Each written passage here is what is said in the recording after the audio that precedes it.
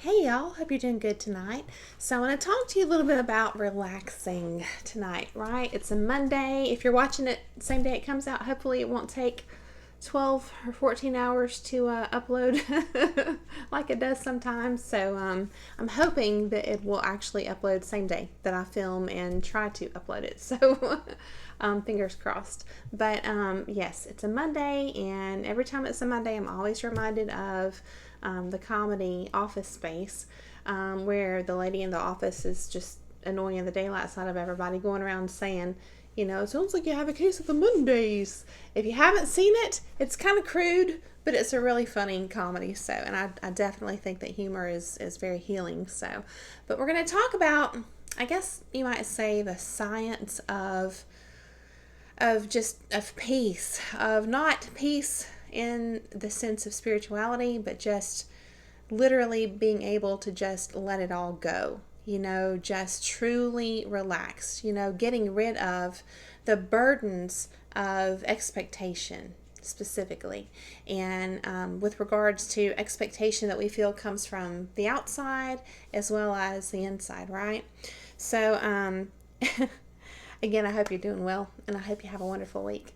So, also another great movie is Anger Management, and I tried to find this artwork that I did, and hopefully I can find it in the future and share it with you all. But I actually did a pencil sketch portrait of Adam Sandler and Jack Nicholson. The cover photo for that movie. It's really cool. But it's a great movie, and it exemplifies the essence of the message today, actually. So Adam Sandler, his role in the movie, and it's been many, many years since I've seen it. So if I'm not exactly on point and I get some things mixed up, just please forgive me. But essentially, his character in the movie is burdened by by a lot of things, and it's things that he doesn't want to deal with, right? And we all have things to deal with. We're all dealing with something, at pretty much almost every point in our life. It's just life. And so it's certainly unrealistic to expect to just, not have any burdens at all. But when it comes to the point of affecting your quality of life, that's what matters. That's what should get our attention. And, what I've learned, and we're going to talk about it today, is that it's one thing to intellectually grasp something, but it's something totally different to truly embody it. And I have learned that for myself, and probably many of you, it's not as simple as getting understanding just from the intellectual type methods, just from talking, from reading, from watching YouTube videos, or talk therapy, or whatever it is. It's typically not enough, and it's because we have bodily, or I think the term is physiological responses. We have it's all working together in our bodies, right? Body, mind, spirit, soul, and then all of the hormones and the chemicals and everything, that's tied in there. And so when we go through stressful times, all of that gets brought into the equation. And so it truly does take work. When you hear the phrase rewiring, our brain, it is a lot of work. And it's something that I have a lot of respect for, the alternative healing modalities. And we're going to talk about that too. But I can't remember his character's name in the movie, but Adam Sandler in the movie, he has this underlying irritation, frustration, and it's just under the surface, but he's denying it, and I love how Jack Nicholson's character just puts it out there. I remember this particular scene where he just asks him to cook his eggs, his breakfast for him, and to make them over easy. And, when he gets them, on the plate, he just looks at them just kind of calm, and then just immediately changes and takes the plate and just slams it against the wall. And he's like, I said over easy, and so Adam Sandler's freaking out, but in that little glimpse, that tiny little portion of that movie, to me, it's kind of like, I say the word glimpse, it's kind of like a glimpse into the past, of what it must have been like when shamanic practices were more of a thing. You know what I mean? When it was more of our everyday life. And that's what it takes, because a lot of times, first of all, we don't even identify a lot of things we go through as traumatic. We don't even recognize that we have been through trauma, because we have this incorrect definition in our mind of what trauma is supposed to be, or so we think. But remember, wisdom, what is wisdom? I've come to the point of believing it's knowing that the more you learn, the more there is to learn. And, the wisest man is the one who can admit he doesn't really know anything. And so it's limiting. It's kind of like it makes you miss really important things when you have this understanding or definition, or paradigm, belief, whatever it is in your mind. It's kind of like this closed system in your mind, and anything that would really qualify as being a part of that, if it doesn't meet that stringent, little set of code or whatever you have in your mind that's limiting, it's like its own little structure, its own little entity. If it doesn't align with that, then it's not even going to ping in your mind, and you're going to miss it. And so what I've learned just in my research thus far about shamanic practices, a lot of times it's breaking into, it's like a way to hack into the unconscious part of one's mind to make you aware, but make you aware by example. It's like his overreaction in that scene of throwing the plate was extreme, and a lot of shamans, they dress in costume and just really elaborate, and they kind of do shocking things. It's almost like an act, like a show, a performance, and it's meant to be extreme. It's meant to trigger something physiological within you, see, to tap into this deeper understanding that's just so much more than intellectual, academic, textbook. You know what I mean? So it's just a great example of that right there. But stress, it'll kill you. It'll absolutely kill you. And I think I've shared with y'all before, my grandmother, she's passed away now, but she was always just kind of a high energy, high strung kind of person, her personality. And she would get very stressed out very easily. And she shared with me, back in the day, I don't know what, in the 50s or something like that, the doctors literally recommended to her that she start smoking as a means to cope with stress, because they told her that was more healthy than the available pharmaceuticals at the time. And so I thought that was really interesting. But so she did start smoking, but she wound up quitting, later in life. But where was I going with that? But stress, it really will kill you. And I do believe in mind over matter to a degree, but it's kind of like you have to know, how to use it. And you have to know, all the bits and pieces too. And I don't know that that's really possible when it involves the layers of the psyche. Trying to bring things like, again, that are automatic, that are a part of our functioning, that are a part of our life, that are embedded somewhere inside of us, but we're blind to them. It's like bringing that up to the surface, to that top level, the forefront of our mind, where we're conscious of it. That's the really unique part that I feel like a lot of us are missing. And it's not our fault. It's just modern society, and how it's kind of just it doesn't recognize a lot of the old ways, And I'm thinking of stuff like when you you can gargle with warm salt water for your, if you have a sore throat, and it's great, and it's healing and it's good. Or like oil pulling, for your dental health. Like I have coconut oil here, and it's supposed to be, I think, like antimicrobial and bacterial and all this other stuff. It's pretty cool. Breathing techniques, are ancient. People have found a lot of healing through yoga for different ailments, when they couldn't find that healing elsewhere, which is really intriguing to me, which is why I'm in training to learn that kind of stuff. But even music, frequency can be healing, humor and laughter, all of those kind of things. People know firsthand from experience that they have actual, literal, measurable, or quantifiable, I guess would be the term, impacts on us. And it's kind of like, why not? Why not? As long as it's safe, just hit our healing head on, 100%, every way that we can. And so I just hope that the discussion tonight is informative, and I hope you find it valuable.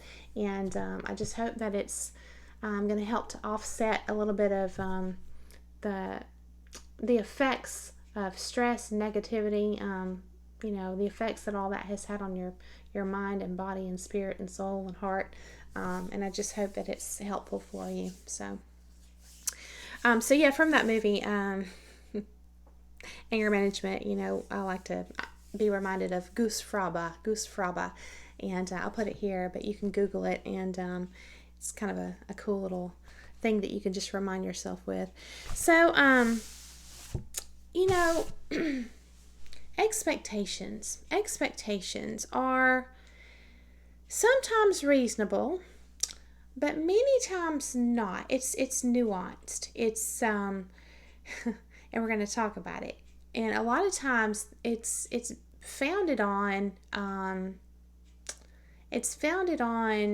things that we have normalized as true and right, but really they're not. It's like it's that whole, I'm reminded again of the Garden of Eden, where it's like we think we know everything. We're just eating from the fruit, of the knowledge of good and evil, judgment. Like we think we have good judgment, and then we find out we don't. And then we learn more, and then we think we have good judgment. It's like, okay, there now, I'm there now, but then you find out you're not.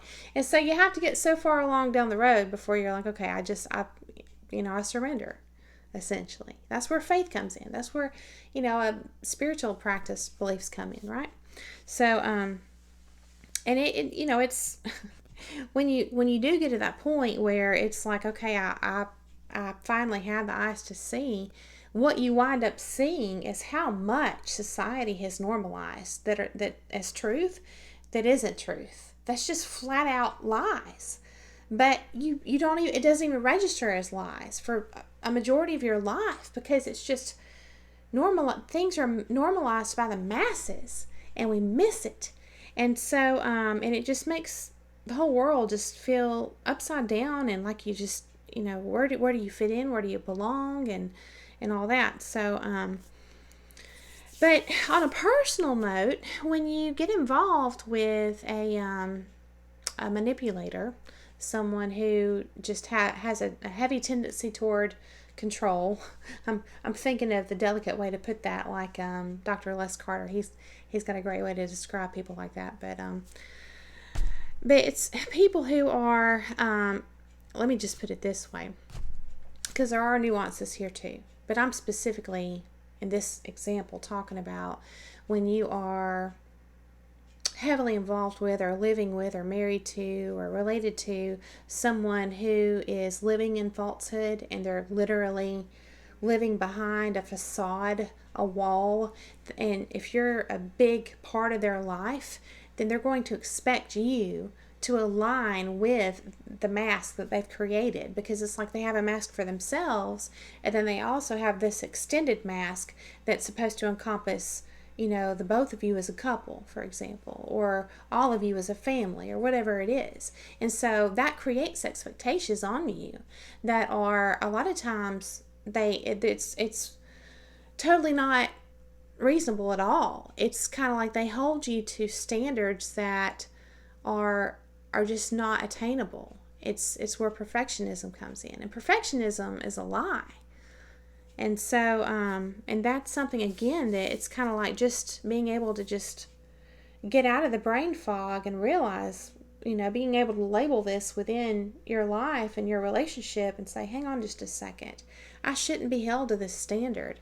And it's sad, too, because I feel like a lot of people in the public eye are held to unreasonable standards, I was a teacher, and even as a teacher, you're held up here on this pedestal in the manner that, you better meet these standards or whatever. So it's, or these expectations.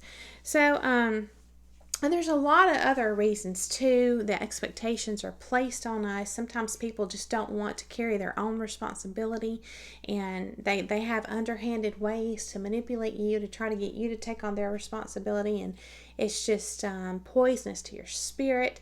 And yet, not being able to identify it for so long, it's like a slow, torturous, painful spiritual death. It's really sad. But yeah, let's talk about it. So, I'm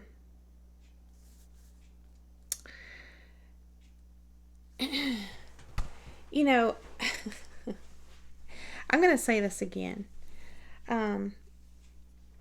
I believe if you don't even believe something is possible, then it's certainly not going to be possible for you. So I just want to put that out there, okay? As you are trying to make sense of things and get balance and find balance in your life, or find balance in your life again after getting out of a tough situation or whatever it is, just please don't give up, and just know that it may take a little while to find. And for me, this is the way it's gone for me. I'll just share. Let me have a little sip of coffee. I know it's late, but y'all know I love my iced coffee. For me, the way it's gone is there's a lot of time spent gathering information. And it's kind of like I'm filling this data bank in my mind with this information. And then I talk about marinating a lot, right? In my mind, it's kind of like all this gets put on the back burner somewhere in my mind. And then like a few days later, I'll have, a piece or a part of it to come together, and I'll have this random moment where I'm like, oh my gosh, this makes sense now. Or I'll have a random memory that before was very foggy to me and I couldn't make sense of it, but suddenly I can make sense of it.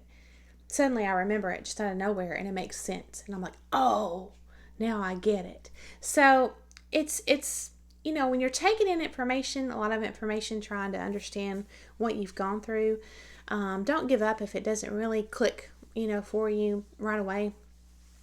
In my experience, it will at some point. It's just a process, literally. They say it's a process, and it really is. Whoever they are, the experts. But it really is a process. But just don't give up, and just, again, something's not going to be possible for you if you don't even believe it's possible, right? That's what I think. So I think you have to start with belief and faith. I mentioned I feel that our modern approach to healing is missing the old ways, and I absolutely think that's true. Y'all,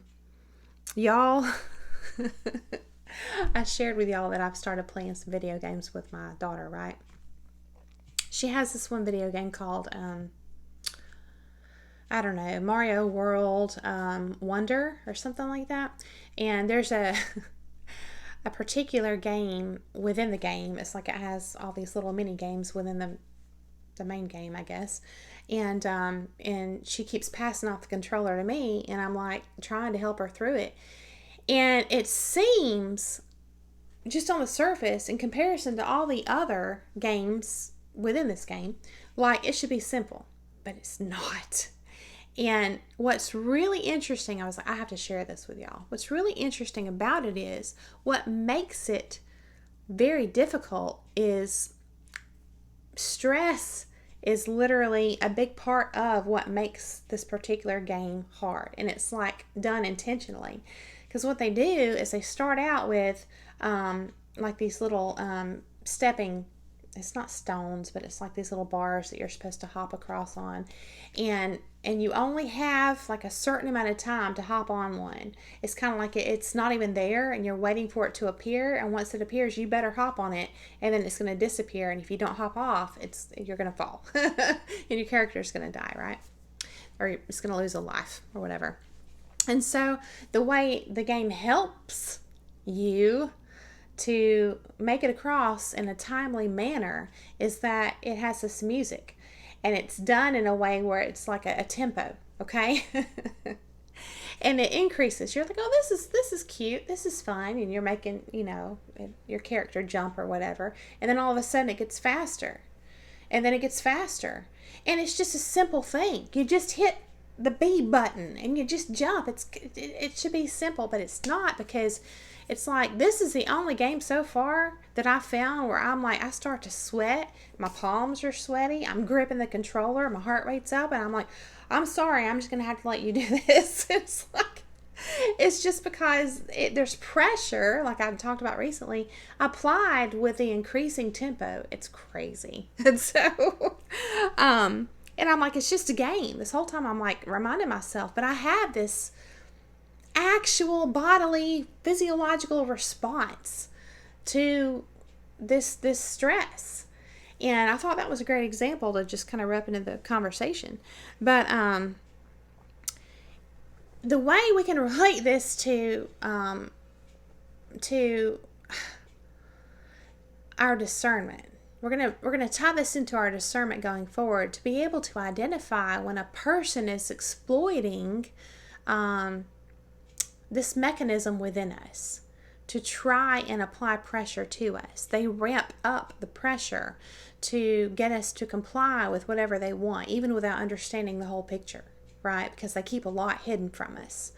But everything's, just kind of like time sensitive, and, they use our emotions. They get frustrated and short with us and things like that. But it's like with this game, you start to trip up for no reason as you're playing this game, just because you're anticipating the tempo increasing the pace.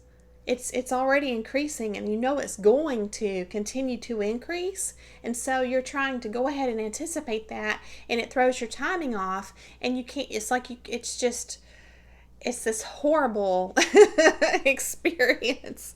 And it reminds me too of I think it's called Pavlov's dog, the experiment, where he would ring a bell every time he would feed the dogs, and then they got to where they would salivate just from hearing the bell, even without food, because they associated the bell with food.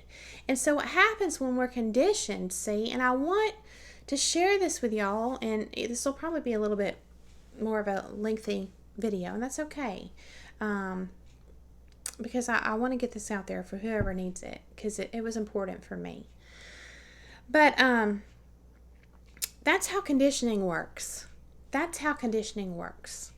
It's so subtle. And then what happens is whatever started the conditioning is removed, and we internalize it, and we carry that forward in our life, unconsciously applying pressure on ourselves and getting frustrated and feeling disappointed that we didn't even meet, some expectations. We don't even know whose they are or where they come from. And sometimes maybe we project it onto someone else, and it's like, oh, it must be coming from you, but we don't feel like it's coming from us, but it must be coming from inside. It's because it's I believe, a normal human mechanism to internalize,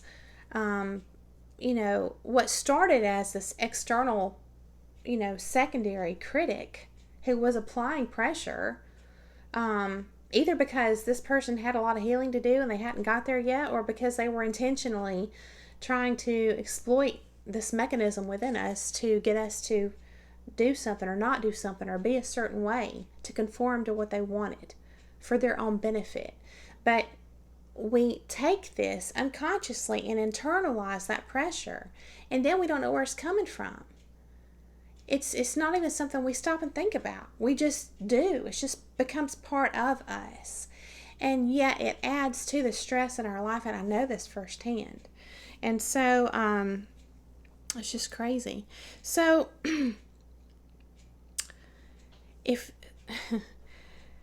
so I was talking about Pavlov's dog, right?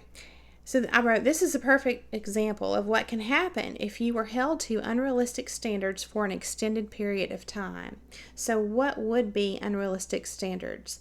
Sam Vaknin talks a lot about how people with cluster B personality disorders, and I don't even know who, if there'd be others too, but some people create this idol, really, I would say, he this is not his words, but I would say like this idolized version of what life should be. It's like a should in their mind, and you're a part of that.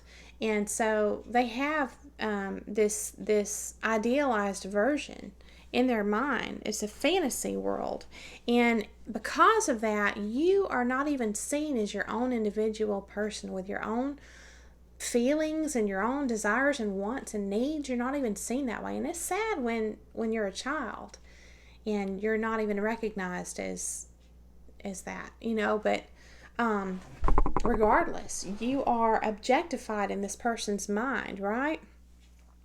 And then they expect you to align to their internal version of you, right? In their mind, their idealized version of you, and that creates these unrealistic expectations, and it's perfectionism, just like thrust onto you.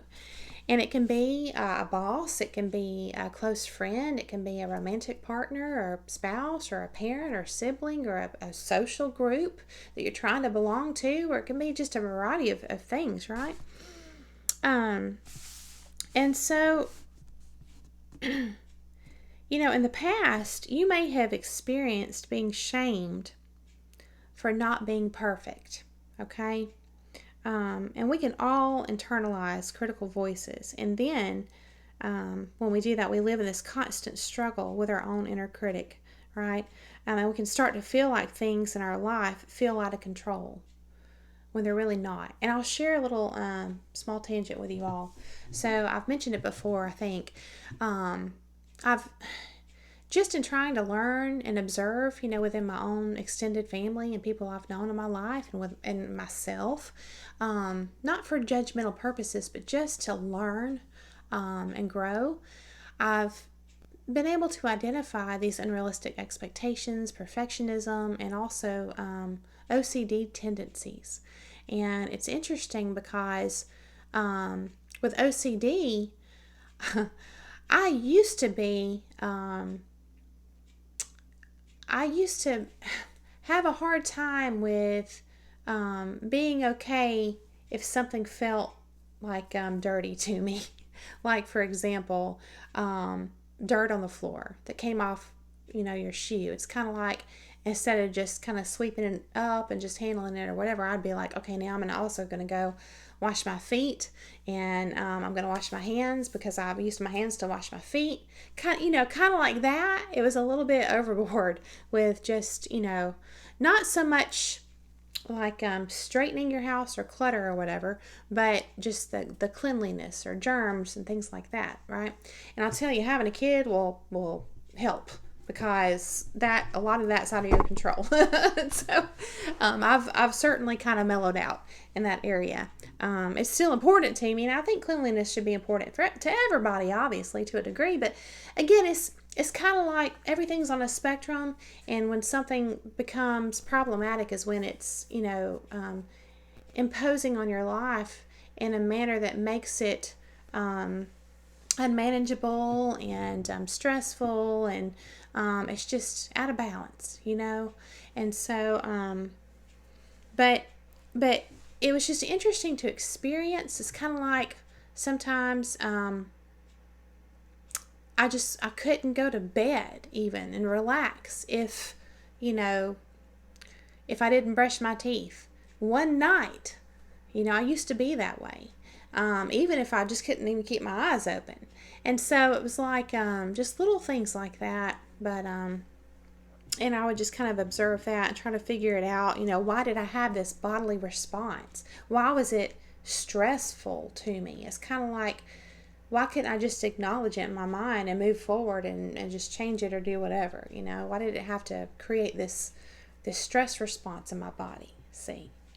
So, I think that all of us, from time to time, different seasons in our life, we can start to feel like things seem out of control. And that's hard to even identify as such, especially when you don't consider yourself to be a controlling person.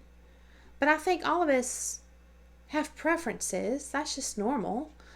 We all have desires and standards for living and things like that. But it's kind of like this balance, and there's a spectrum, right? But the big thing that we're talking about is stress, and and I'll give you an example with regards to anticipation. Okay, anticipation and stress and expectations and how all that ties in together.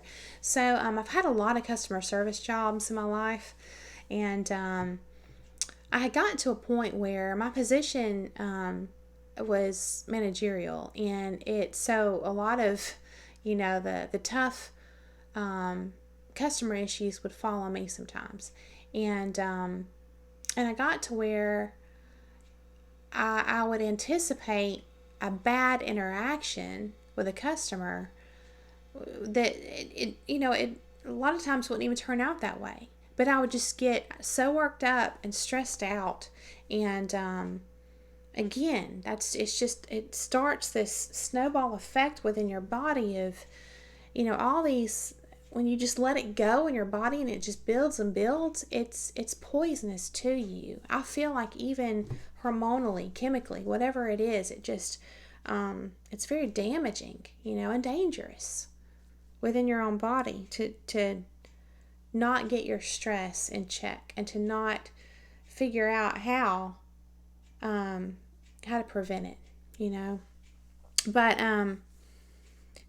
because what happens is, yes, it's like you have this stress response, this physical, literal, bodily stress response, just in anticipation of something that may never even happen, right? And so if you are having this response in the presence of someone who matters to you, and it's someone who expects you to be a certain way, maybe it's part of their facade or whatever it is because they think they're perfect, then you're going to be shamed for being nervous. Or if you are hypersensitive to issues because you don't want to disappoint this person and you're just kind of like, oh, I'm going to fix this, or I got this, or you're kind of jumpy in that regard, it's kind of like their disapproval, even if it's just a look like, oh my gosh, when good and well, if you didn't handle the problem, you would have been shamed that way too. Sometimes you can't win with people. You just can't. A lot of times you can't. But shame added on top of what you're already dealing with is just going to compound and be detrimental for your health and your well-being and your spirit, right?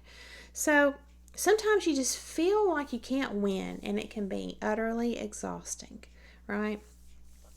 So the thing is, and I know you know this, but I wrote it down because I wrote it down for myself. And sometimes it helps to hear things, The truth is, very little is really within our control, and nothing when it comes to other people. So the big message I want to get across tonight is this, and I have a lot more to say, but let me go ahead and say this. You are not responsible for other people's happiness, for their understanding, for their ability to comprehend, their competence, their cooperation, their satisfaction. Like if you're in customer service or whatever it is. You're ultimately not responsible.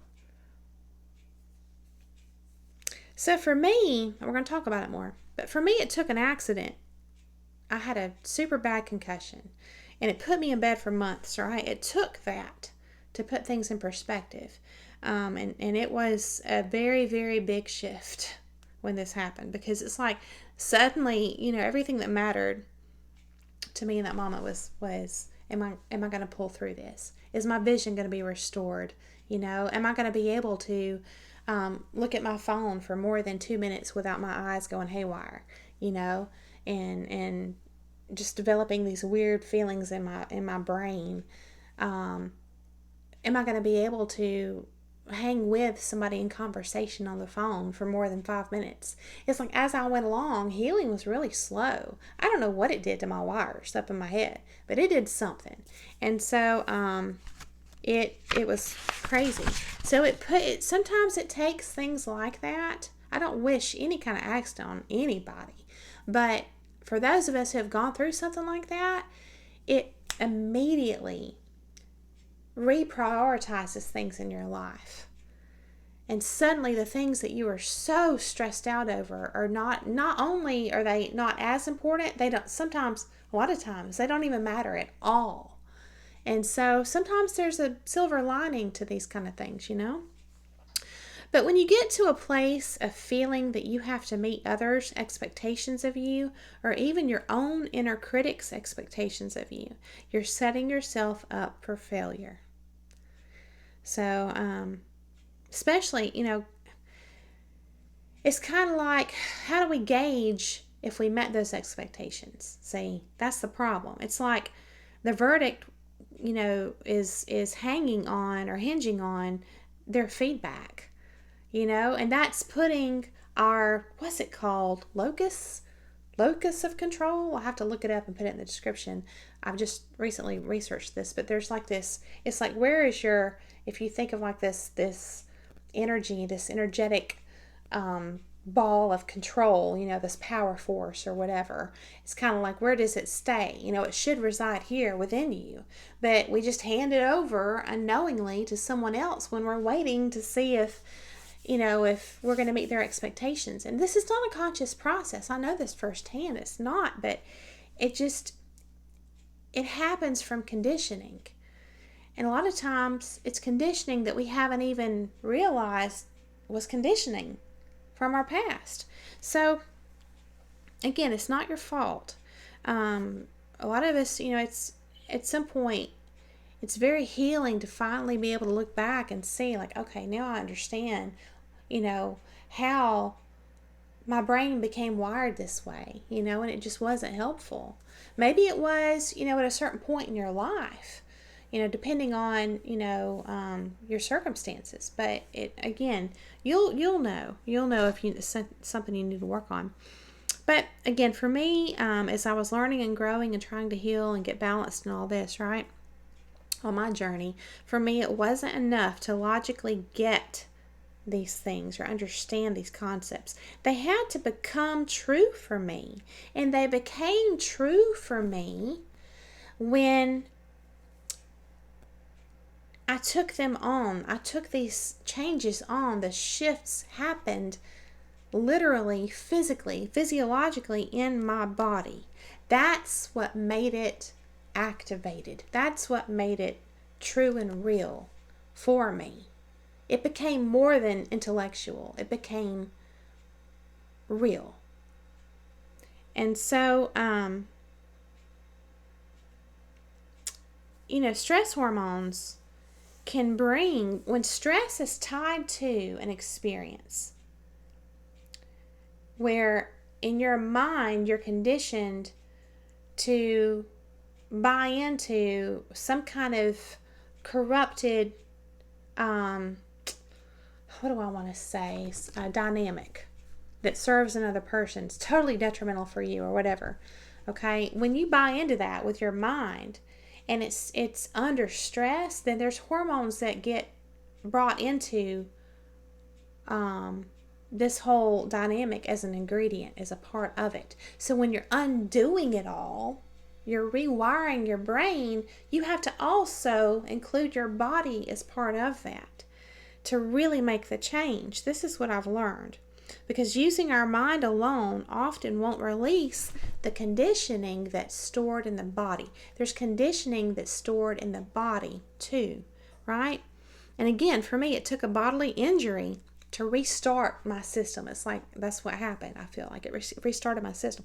But I will say I was already on the healing path. I was already working with somebody that was trained in somatic healing.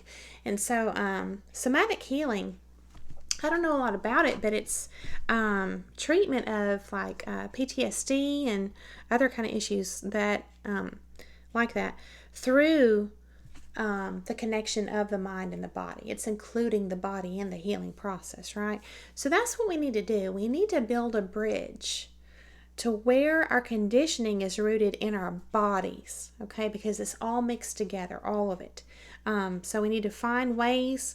There's like emotional work, breath work, all kind of different things we can do. Exposure therapy, reenactments, under the careful supervision of a therapist or whatever. So many different ways we can learn to regulate our body chemistry.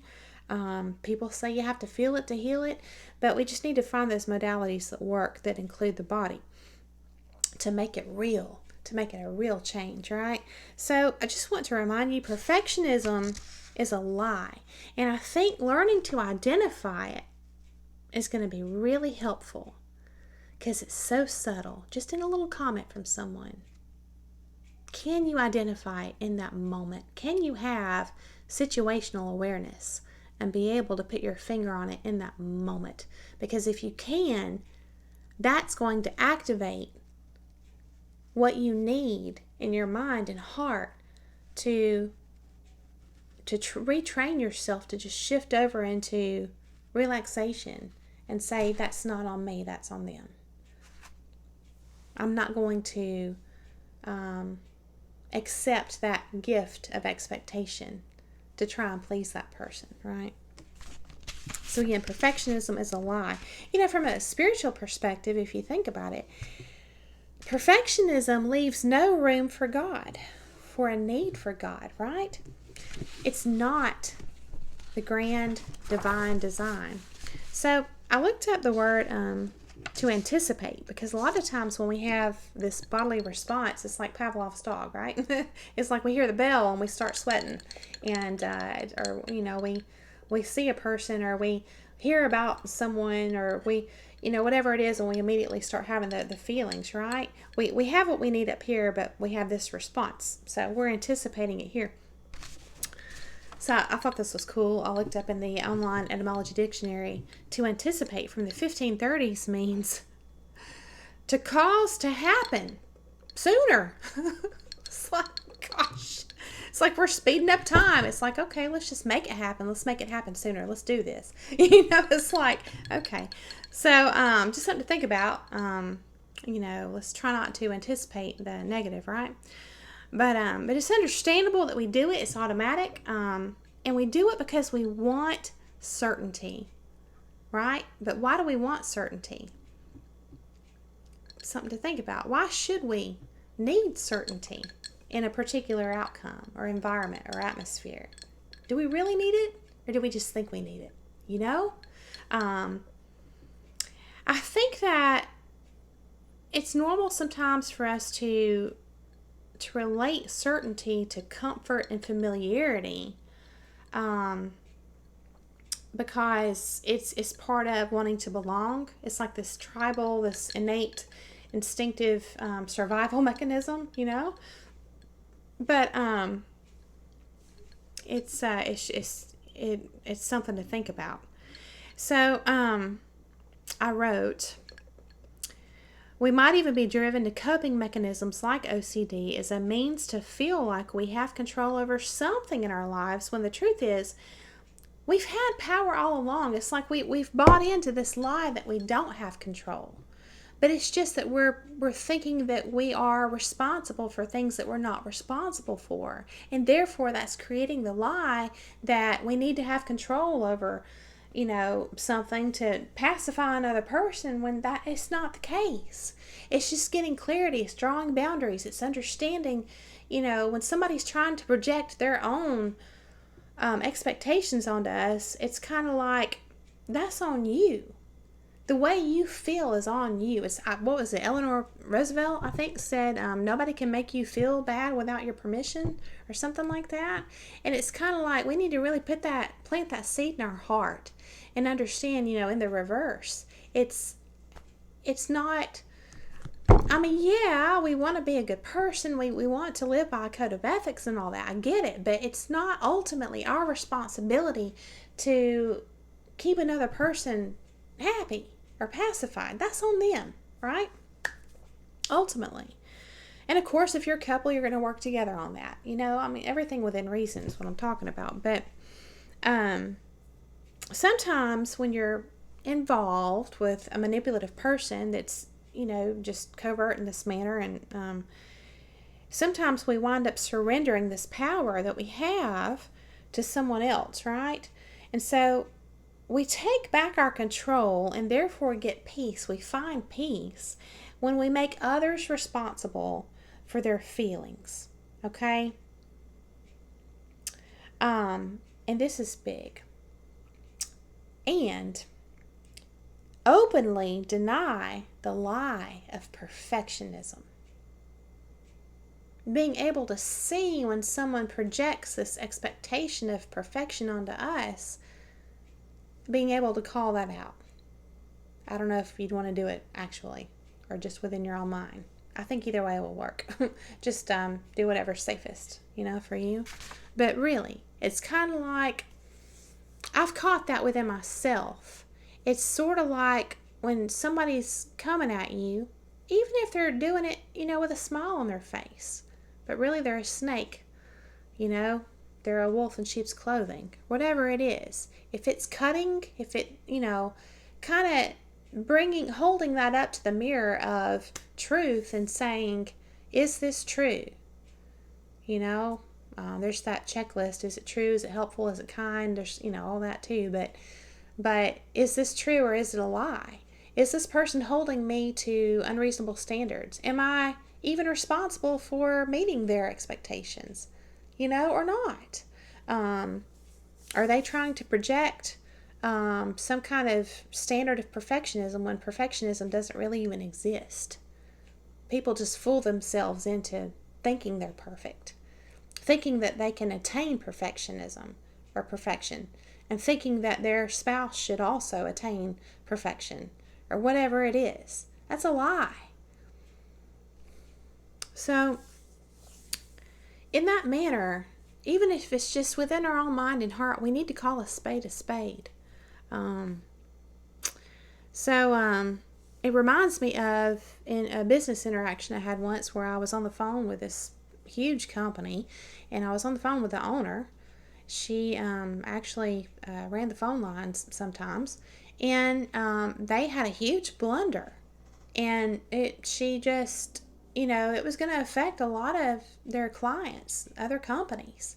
And I'm on the phone with her telling her, like, hey, where's our order? I was nice about it, but I was pretty nervous because it was going to, affect our customers too. And she was respectful, but she was just very nonchalant about it. Hey, it happens. She kind of laughed it off. And instead of it upsetting me, I was like, I want that. I want to get to that place that she's at, where it truly didn't matter to her how I took it. It just was what it was, It just, again, a lot of things are out of our control, right?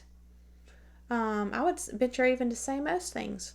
So, why resist that? Why create that unnecessary stress? Just accept it for what it is, And she had already gotten there, so that was a great example for me, and I needed that.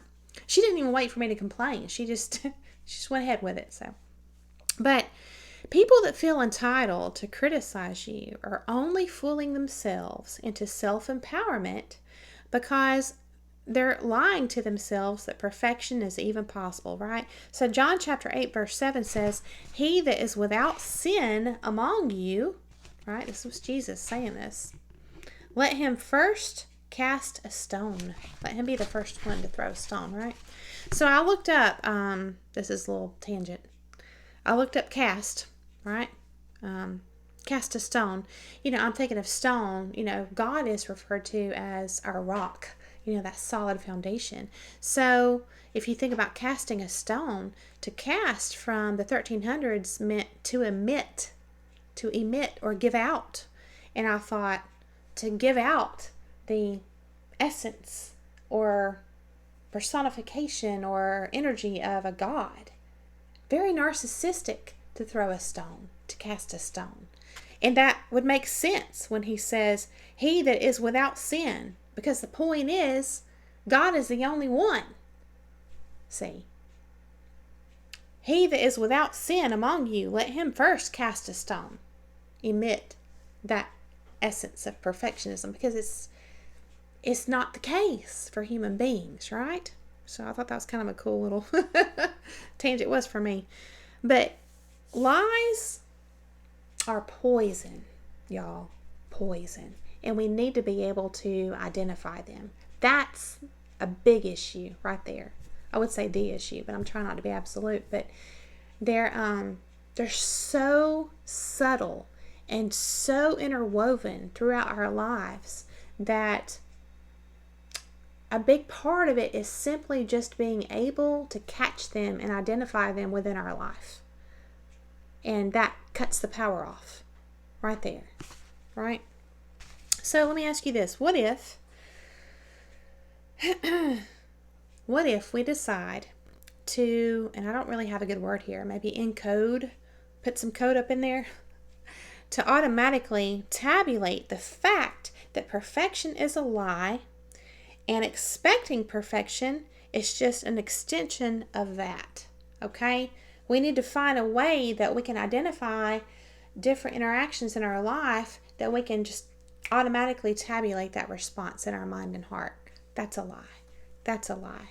I'm not perfect, and you have no right to expect perfection from me. So, and again, my inspiration here is coming from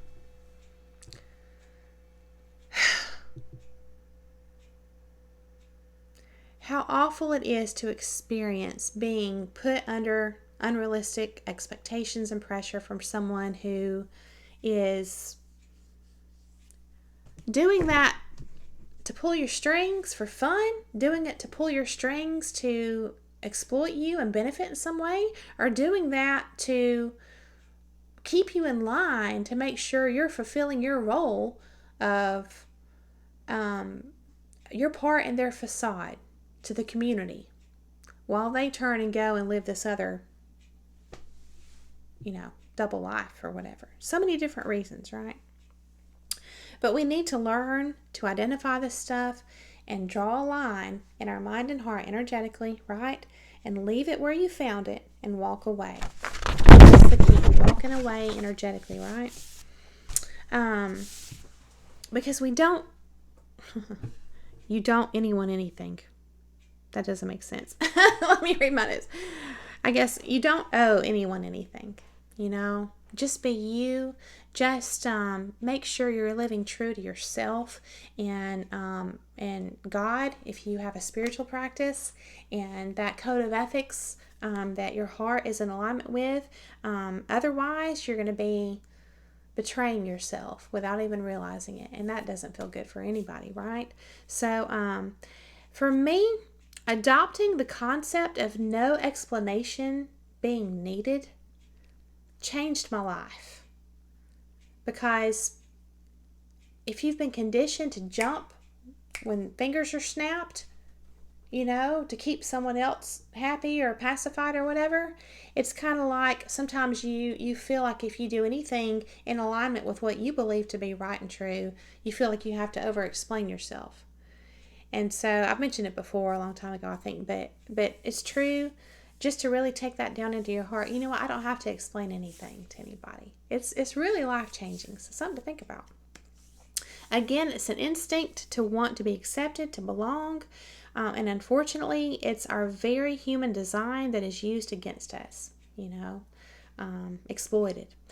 But I think that's why Jesus calls us to be willing to leave everyone and everything behind if necessary.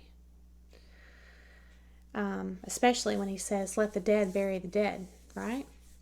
And the irony is, I feel like we become dead to the world, right? When we're born in the spiritual. So maybe this is just in alignment with not serving two masters, right? The power lies in remembering you always have a choice. So I hope this has been helpful. I hope that you enjoyed it. I hope that it got the wheels turning most of all. And I just thank you so much for coming along to hear the message. I hope that you have a wonderful week, a beautiful day, a beautiful evening, night, whatever time of day it is for you. And I just thank you again so much. And I'll see you again very soon.